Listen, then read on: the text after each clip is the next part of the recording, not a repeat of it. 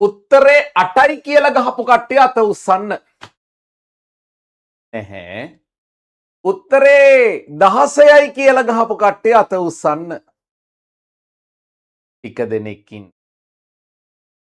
උත්තරේ 10යි කියලා ගහපු කට්ටිය අත උස්සන්න. ගොඩ දෙනෙක්කින්. හරි. මං ඒක තමයි මට විශ්වාස කරන්න පුළුවන්. මෙතන ඉන්න ගොඩ දෙනෙක් ශිෂ්‍යත්වයේ පාස් වෙන සෙට් එකනේ. අපි බලමු මොකද්ද උත්තරේ හරියටම කියලා. එහෙම කියනකොට පොඩි ආඩම්බරයක් දැනෙනව නේද? හරි අපි බලමු. මේ බලන්න. පේලියක හේෂාන් සිටින්නේ මුල සිට 8 වෙනියාට වන අතර දිදුල සිටින්නේම පේලියේ අග සිට 6 වෙනියාටය.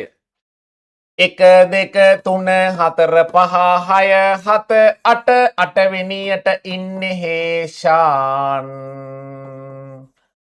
දිදුල ඉන්නේ 6 වෙනියට 1 2 3 4 5 6 මේ ඉන්නේ දිදුල ටටරටටන්. මේ දෙන්නගේ අතර ඉන්නේ දෙන්නයි.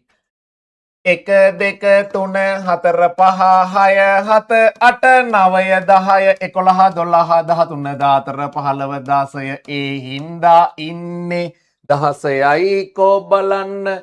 හරි අය අත උස්සන්න. පපරපපා. හරි අය අත උස්සන්න.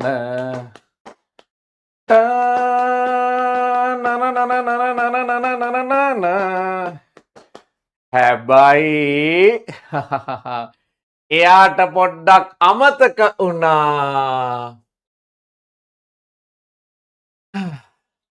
මෙම පේලියේ සිටිය හැකි අඩුම පුද්ගලයින් ගණන කියන එක. විභාගෙදි මොනවා කරගනීද කියලා තමයි දැන් ඔයාලගේ අම්මලා තාත්තලා බයෙන් ගැහි ඉන්නේ. මම දන්නවා. වැඩිම අඩුම පෙනෙයිද කියලා. ඒකයි පුතේ හොඳ අවධානයෙන් අවබෝධයෙන් ලියන්න ඕනේ. නැත්තම් සොරි තමයි. ඔන්න මම ලියනවා ආයෙම. 1 2 3 4 5 6 7 8 වෙනියට ඉන්නේ හේෂාන් සුපුරුදු පරිදි.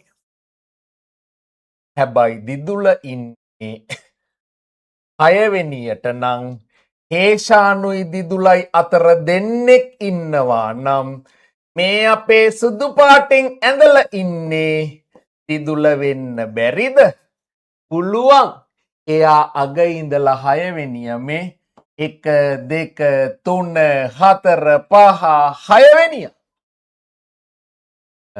එහෙනම් 1 2 3 4 5 6 7 8 9 10 පිළිතුර 10. මේ දෙකම හදාගන්න. මේක වැරදිය මේක හරිය කියලා. එතකොට ඔයාට හොඳටම තේරෙනව කරපු වැරැද්ද. හරිනේ. ඉක්මනට